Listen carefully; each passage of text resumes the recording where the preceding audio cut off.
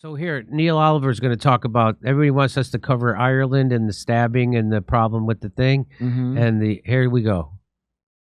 Children are stabbed in Dublin. Some Dubliners riot in protest at the horror. Fires burn in the city and windows are smashed. Garda Commissioner Drew Harris blames the damage on a complete lunatic faction driven by far-right ideology. Far-right, just so we're clear. He would say that, wouldn't he? Irish Justice Minister Helen McEntee looked at the fires and said, "A thuggish and manipulative element must not be allowed to use an appalling tragedy to wreak havoc." A manipulative element wreaking havoc. Oh, the irony. A violent act, an angry reaction, and the only actors authority wants to talk about, to condemn and to initiate action against are those lighting fires. The only possible explanation for such a reaction to the stabbing of children, they must be lunatics of the far right.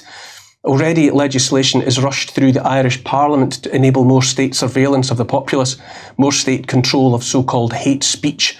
Do you see the playbook yet? How or why could any sentient being miss it? A person would have to wonder if there's just one copy of the playbook, dog-eared after its ceaseless use by London's Metropolitan Police and perhaps reluctantly shared, or whether multiple copies circulate freely with far right underlined on every page.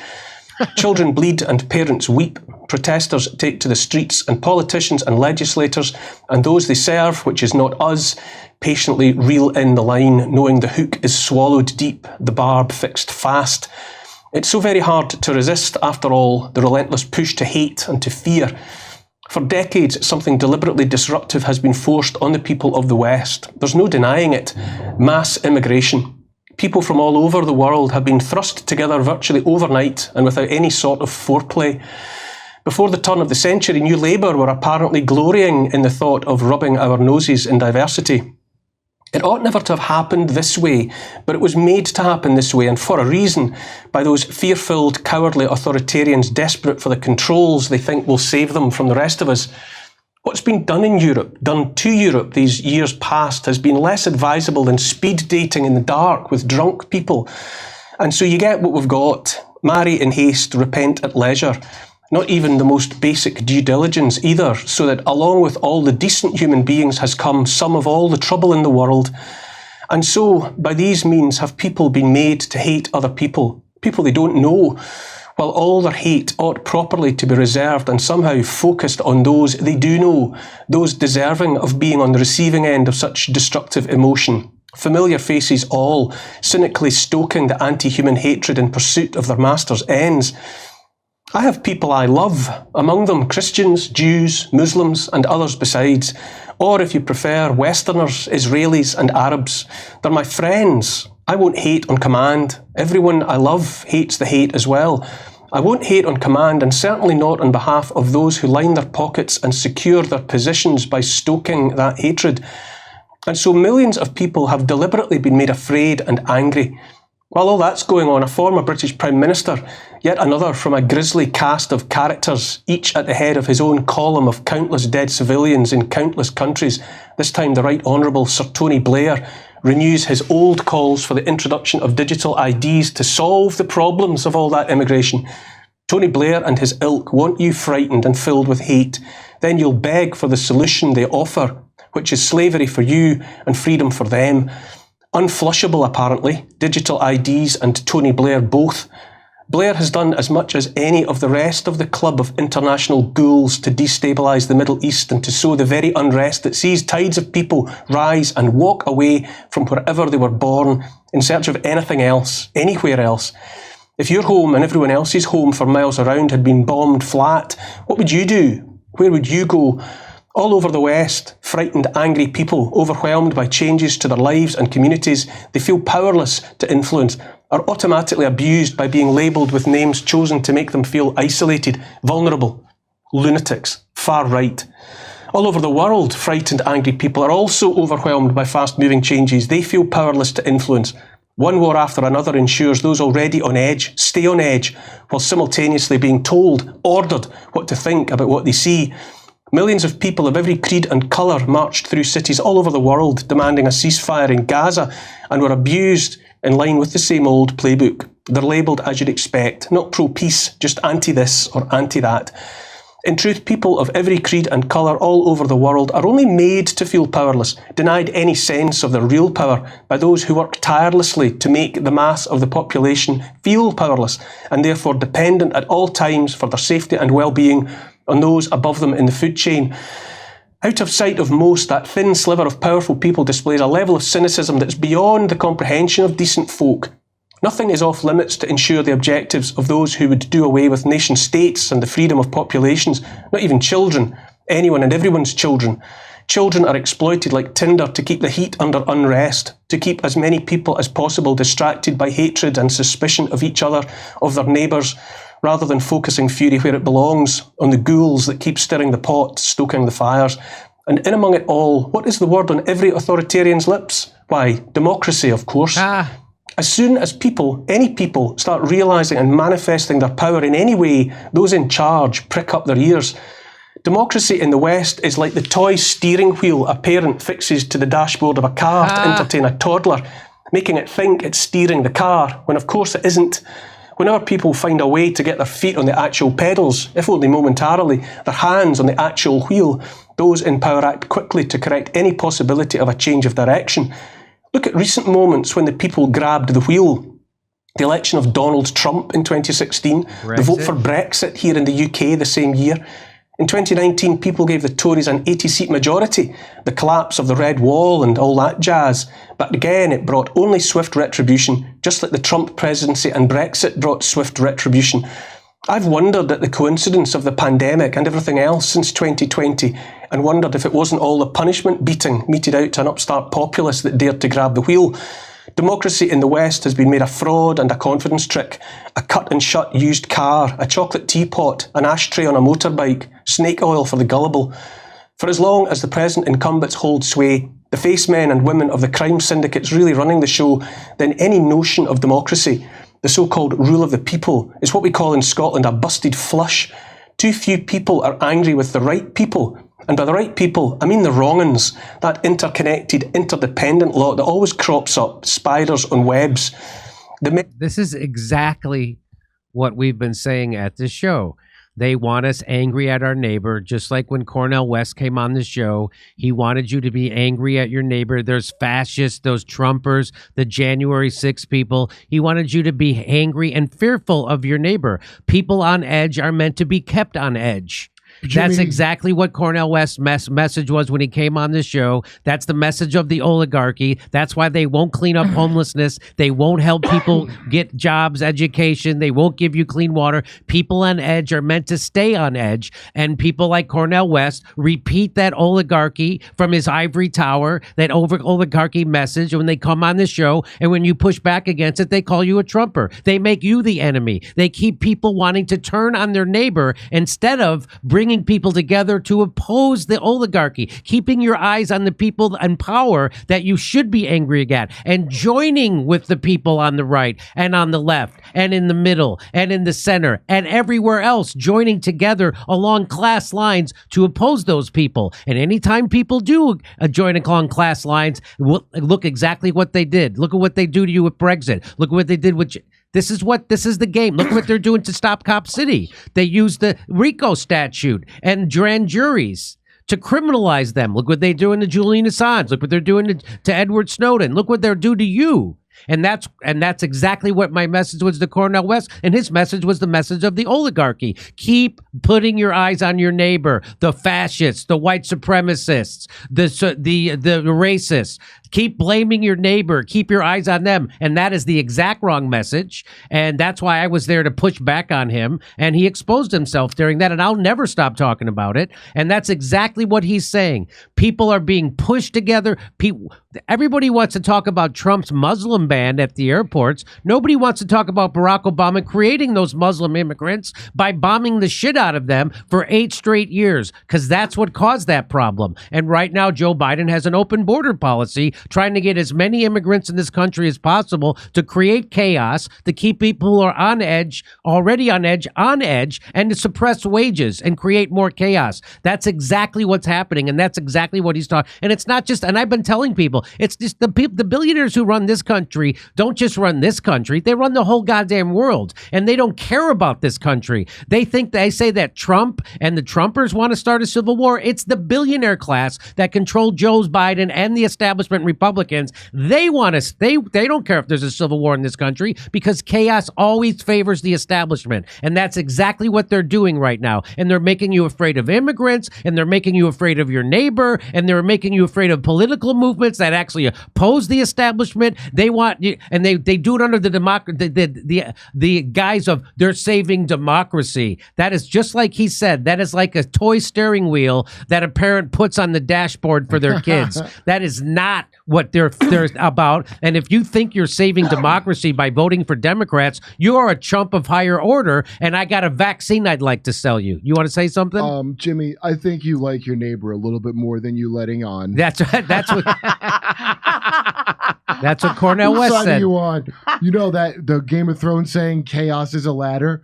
I now realize that chaos is, in fact, a ceiling that you, the little people, will never break through while we are sustainably on top of it. That's right. Let's listen to the rest of this. This is great.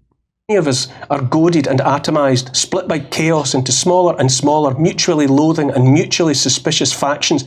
That was I kept trying to tell Cornel West, when you keep talking about white supremacy and you keep talking about fascist Trump and you keep talking about racism and your precious trans brothers and sisters and what you're doing is you're fractioning off people into smaller and smaller groups, goaded and atomized so they don't have any power. Cornel West's mess is disempowering to people. It's the exact opposite of the messages he'd have. And thank God I'm not as dumb as a Harvard professor, so I don't repeat that stupid message that he was slinging on my show and he slings everywhere else. He's not dumb. He's just lying. He's not dumb. He's doing it on purpose. He's doing it on purpose. Not get elected. The same few get richer, laughing at us behind our backs on the way to the bank. They have an emergent and growing problem, however, those few. The pesky people are grasping at the wheel again. In the Netherlands, the latest election has given prominence and significance to the PVV, the Party for Freedom, led by Geert Wilders, routinely and loudly dismissed as far-right and extremist. At the other end of the world, in Argentina, the president-elect is Javier Milei, economist and author, and another labelled right-wing and populist. Populists of the people. How dare the people have what they want? Supine journalists obediently squeak the populist word. What they really mean is lumpen scum, casting such politicians and their supporters into Hillary Clinton's basket of deplorables. Implicit in that deliberate corruption of the meaning of populist, explicit if you're awake, is that we, the people, are the problem. The demos are the problem. Which means that for the uniparties, the hybrid Democrat and Republican Party in the US, the hybrid Conservative and Labour Party in the UK, democracy itself, what remains of democracy, is the problem. Trump's a Republican in name only, a loner given independence by his billions. Robert F. Kennedy Jr. is another, an outsider with an insider's surname. And yet in the race for the White House, Trump and Kennedy are the front runners, apparently beyond the control of the swamp. Vivek Ramaswamy is apparently outside the tent too, or at least as far as anyone can tell. Even if all of the above are really double agents, the very idea of outsiders is almost spice enough for jaded palates in these decades of bland automatons handed power as if by right in return for allowing themselves to be compromised enough so they'll hold out their hands for whatever they're given by those really in charge. The intention is to drive us off the cliff. With that in mind, does anyone really think they'll let the people into the driving seat? Surely what we face is more censorship, more shutting down, more fracturing of society, more atomization.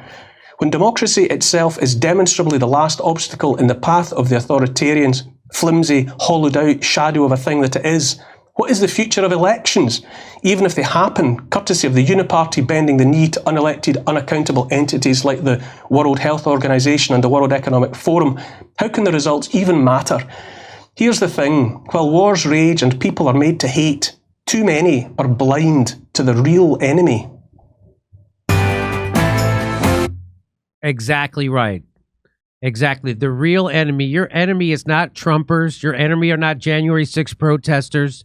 Your enemy are not immigrants. Your enemy is the billionaire class that is creating chaos and keeping people who are on edge already on edge. That's who your enemy is. The people who are doing the wars, that are creating these refugees, that are creating these Muslim refugees that are at our airports. Those are your enemies, not the people who have a problem with that. The people who are creating this chaos. Chaos always favors the establishment, which is the oligarchy, and they dangle democracy in your face. They're going to take our democracy from us. Your democracy was taken from you decades ago, you fucking idiot. And if you don't come together with the people they want you to hate to oppose them, they're going to take what's left of your life away from you. They already tried to kill you during COVID.